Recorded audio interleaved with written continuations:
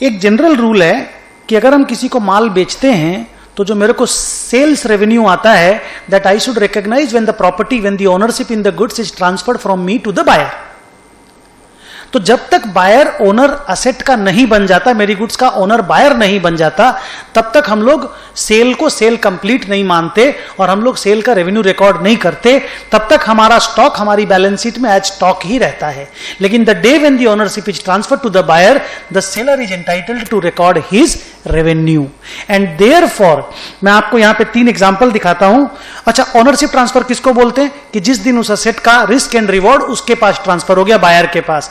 मतलब ट्रांसफर होने के बाद अगर उस असेट का दाम, मान लो 20 रुपए में उसने खरीदा और उसके बाद उसका दाम अगर 4 लाख रुपया हो गया, तो वो प्रॉफिट उस बायर का होगा, बिकॉज रिवॉर्ड उसके पास चला गया है, दी ओनरशिप उसके पास चला गया है।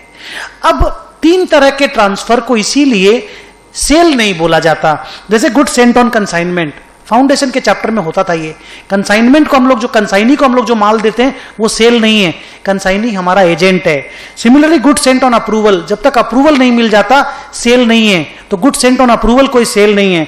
हम लोग ब्रांच को जो माल सेंड करते हैं वो सेल नहीं है, बिकॉज इन तीनों केसेस में ओनरशिप हमारे पास ही रहती है, ओनरशिप सामने वाले के पास ट्रांसफर नहीं होती। And therefore we don't consider these 3 items as sales.